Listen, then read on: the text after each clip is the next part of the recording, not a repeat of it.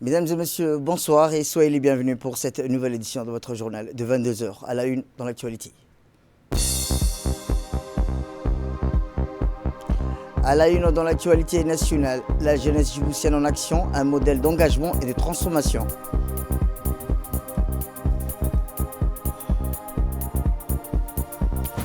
Et enfin, dans l'actualité internationale, nous verrons en fin de journal, direction le Proche-Orient, 6% de la population disparue depuis le début de la guerre.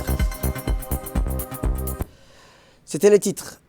À la une dans l'actualité, janvier 2024, un mois marqué par un élan de solidarité inégalé. Le Palais du Peuple, en janvier dernier, était un théâtre qui a vibré au rythme des échanges et d'engagement lors de la clôture de la semaine nationale de la solidarité, orchestrée sous la houlette de notre chef de l'État, son Excellence Ismaël Omar Guelleh. Pour rappel, la semaine nationale commencera la semaine prochaine.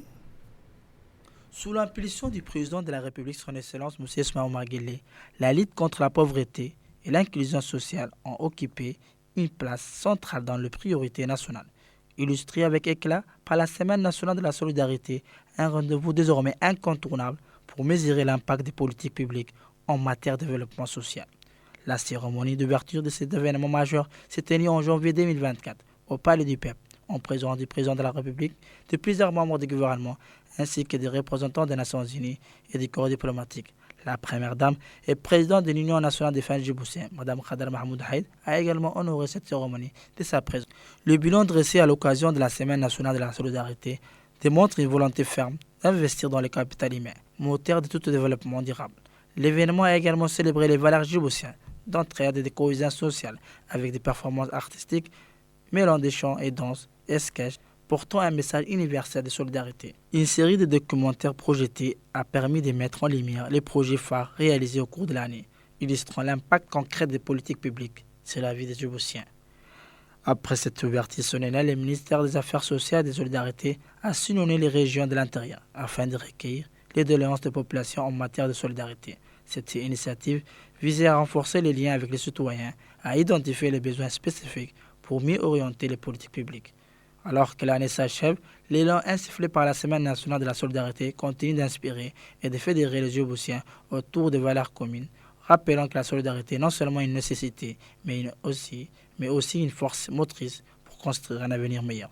Lors de la journée d'ouverture, le président Guelleh a réaffirmé que la solidarité est au cœur des valeurs nationales, un engagement qui continuera de guider la nation vers un développement inclusif et durable. Face à la question multidimensionnelle de la pauvreté, nous avons dû innover, collaborer et intensifier nos efforts pour l'éradiquer ou du moins l'atténuer.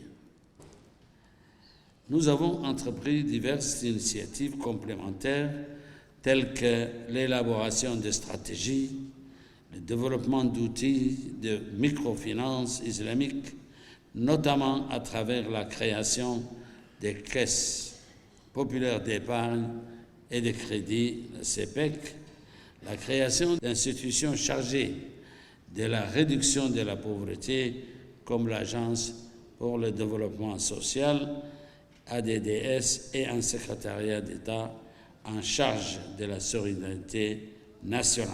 Suite au lancement, une délégation du ministère des Affaires sociales et de solidarité, conduite par Ouloufa Ismail Abdo, a sillonné l'ensemble des régions de l'intérieur afin de rencontrer les populations, s'informer sur leurs besoins, mais aussi leur apporter un soutien nécessaire afin de tendre vers un plus d'autonomie. Eh bien, comme je vous le disais, dans une semaine, nous nous apprêterons à vivre une nouvelle édition de cette semaine phare.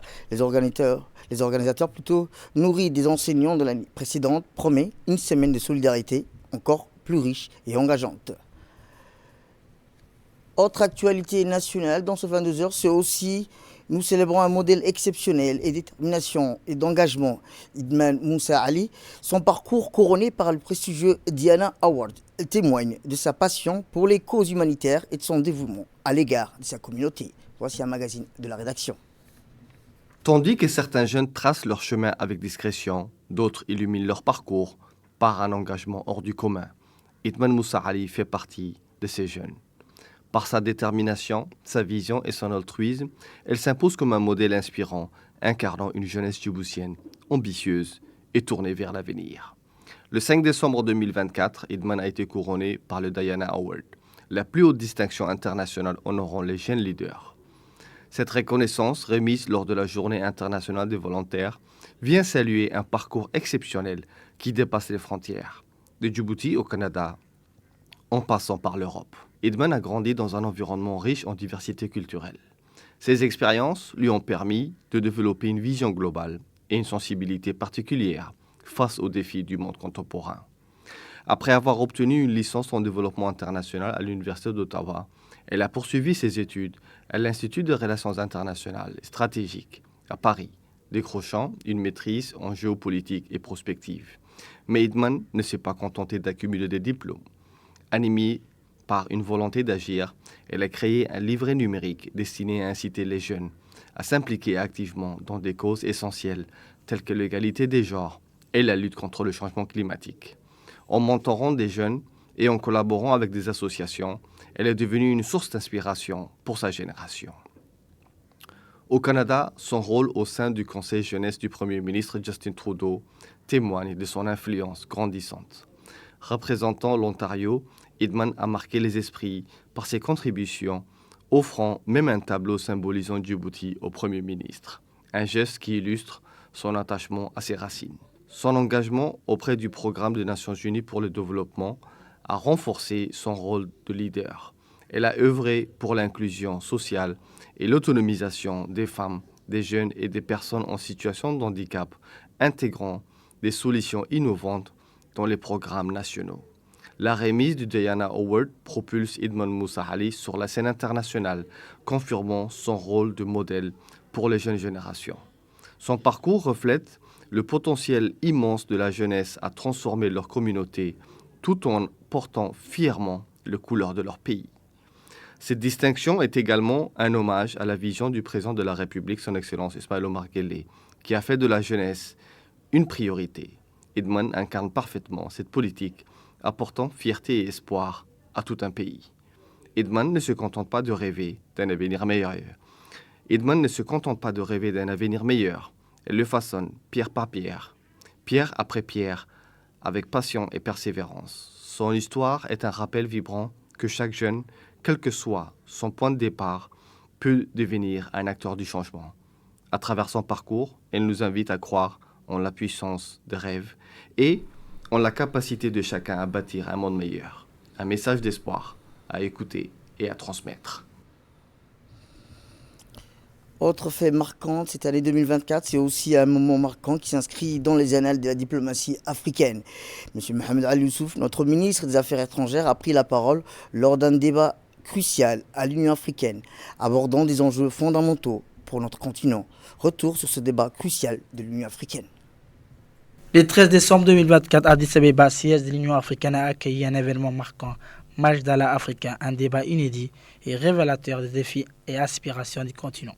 Organisé dans le contexte de l'élection prochaine du président de la Commission de l'Union africaine en février 2025, ce rendez-vous a rassemblé 3 figures politiques de premier plan, captivant l'attention de l'Afrique et de sa diaspora.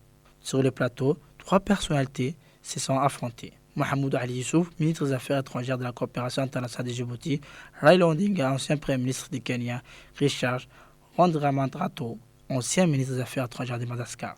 Solidaires, portés par leur expérience et leur ambition, ont présenté leurs visions respectives pour un continent en quête de renouveau, en harmonie avec l'agenda 2063, développement continental.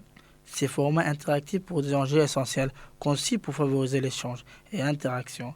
Les débats a été animés par un panel indépendant sous la direction de l'ambassadrice d'Éthiopie, Mme Giorgi, structuré en 4 volets thématiques: paix et sécurité, gouvernance démocratique, intégration économique et développement durable. Il a permis aux candidats de répondre aux préoccupations majeures des Africains tout en exposant des propositions concrètes.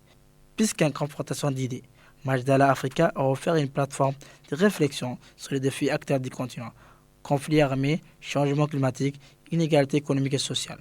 Les interventions des candidats empreintes de convictions ont résonné comme des appels à l'action et à l'unité sous l'Union, la nécessité de construire une Afrique résiliente et solidaire.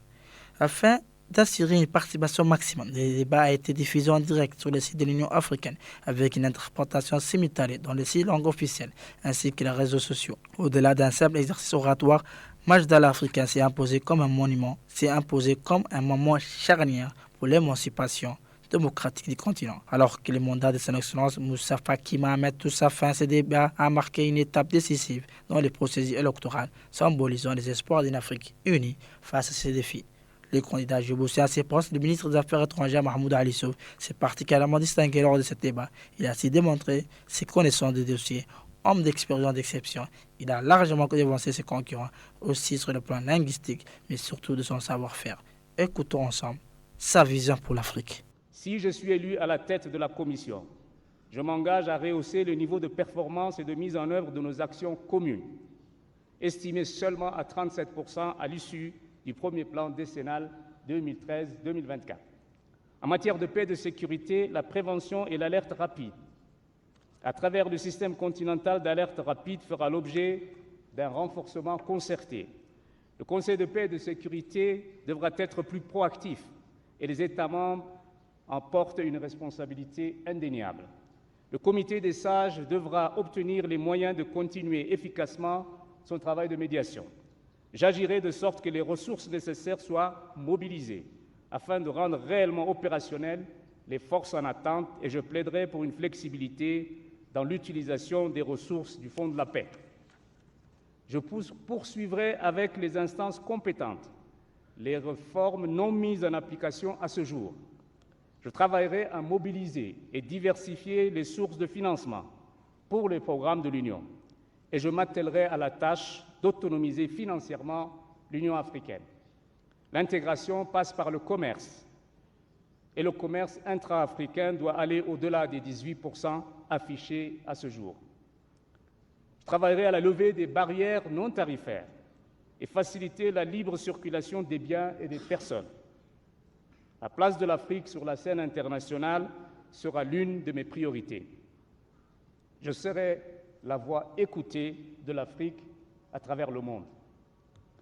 La transformation de notre continent se fera avec notre jeunesse et nos femmes et notre diaspora par les moyens du savoir, des techniques et des technologies en agriculture, en industrie et dans les services.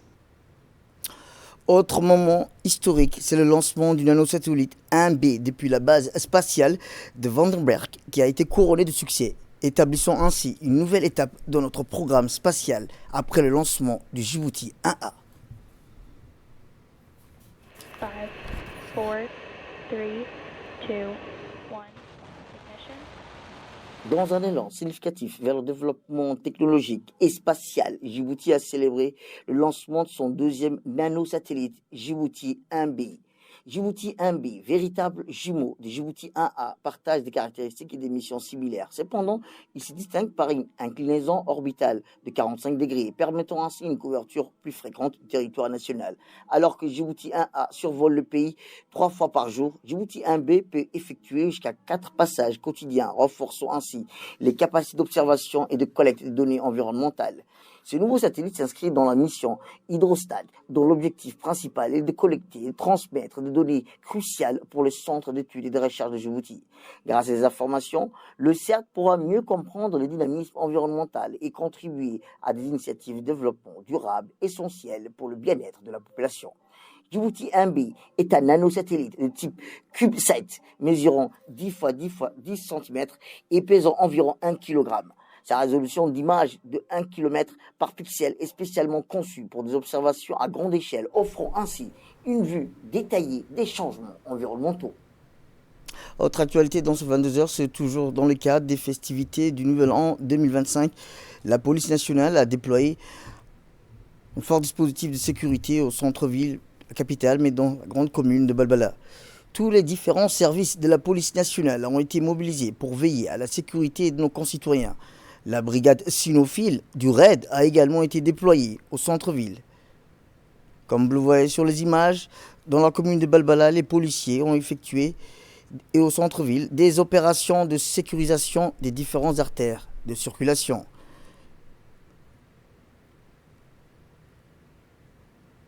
afin que tous les différents services de la police nationale veillent à la sécurité de nos concitoyens.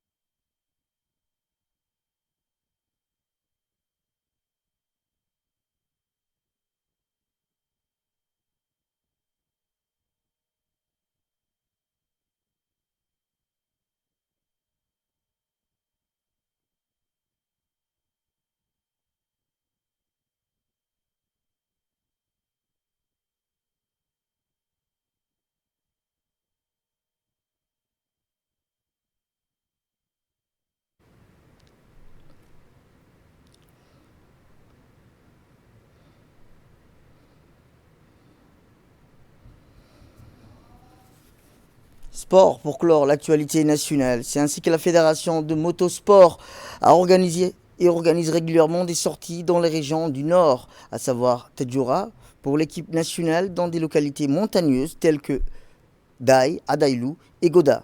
Ces sorties en montagne offrent un cadre idéal pour développer les compétences techniques des pilotes ainsi que leur endurance physique et mentale. La diversité des terrains permet de simuler des conditions de course variées, ce qui est essentiel pour l'adaptation et la performance en compétition. De plus, cet engagement collectif inclut la Fédération de motosport et le secrétariat d'État chargé des sports démontre une volonté de renforcer le soutien aux athlètes et d'optimiser leurs chances de succès lors des compétitions internationales. C'est également une belle occasion de promouvoir le sport national et de fédérer les passionnés autour des valeurs communes. Le suivi de cette initiative sera crucial pour évaluer leur impact sur la performance de l'équipe nationale. Le motocross ou moto extrême. Donc, on a eu l'honneur de vous rencontrer ce week-end sur la région du Daï. Et puis, qui est sur la zone de Daï, de Dokaf, de Abourmadi. Et dans l'actualité internationale, je vous dis dans le titre, Gaza, depuis 6% de la population disparue depuis le début de la guerre. Et ainsi, depuis le déclenchement de la guerre, en octobre 2023, la population de Gaza a diminué de 6%, soit environ de 160 000 personnes. Cette estimation relève par le Bureau central des statistiques palestiniens. Fardous Hussein. Depuis le déclenchement de la guerre en octobre 2023, la population de Gaza a diminué de 6%, soit environ 160 000 personnes. Cette estimation, révélée par le Bureau central des statistiques palestiniens, met en lumière l'ampleur des pertes humaines et des déplacements forcés dans l'enclave. Par ailleurs, le bureau estime qu'environ 100 000 habitants ont fui Gaza depuis le début du conflit. Ces réfugiés, principalement des femmes et des enfants, se retrouvent confrontés à des conditions de vie précaires. La guerre a éclaté en octobre 2023 à Gaza. Gaza a également été la cible de frappes massives, réduisant les quartiers entiers en ruine et rendant la vie impossible à des millions de civils. Et ainsi, le Ghana a adopté une politique de libre circulation autorisant tous les citoyens du continent africain à se rendre sans visa à compter du 1er janvier. Fardous Hussein. Le Ghana lève l'exigence du visa pour les Africains. Le Ghana a adopté une politique de libre circulation autorisant tous les citoyens du continent à s'y rendre sans visa, et ce à compter du 1er janvier 2025. Le Ghana rejoint ainsi les 4 autres États africains ayant déjà mis en place une telle mesure, à savoir le Rwanda, les Seychelles, la Gambie et le Bénin. Cette décision marque un pas important vers la promotion de la mobilité intra-africaine et de la coopération entre les pays du continent. Et enfin, le Conseil de sécurité des Nations Unies a officiellement accueilli hier 5 nouveaux membres non permanents pour la période 2025-2026. Le Conseil de sécurité des Nations Unies a officiellement accueilli jeudi 5 nouveaux membres non permanents pour la période 2025-2026. Il s'agit du Danemark, la Grèce, le Pakistan, le Panama et la Somalie. Lors de cette cérémonie, l'ambassadrice du Danemark a souligné les défis mondiaux actuels en déclarant « Le monde est marqué par des incertitudes profondes, des conflits violents, des catastrophes climatiques et des crises humanitaires. beaucoup de travail reste à faire et notre engagement envers celui-ci doit être inébranlable. De son côté, l'ambassadeur de la Grèce a exprimé la volonté de son pays de jouer un rôle stabilisateur dans le monde. Les 5 nouveaux membres rejoindront l'Algérie, la Guyane, la République de Corée, la Sierra Leone, la Slovénie pour servir au sein du Conseil de sécurité pendant la période de 2025 à 2026. C'est la fin de cette édition. Merci à vous de nous avoir suivis. Restez avec nous pour la suite de nos programmes télévisés. Le programme continue sur Télé Djibouti.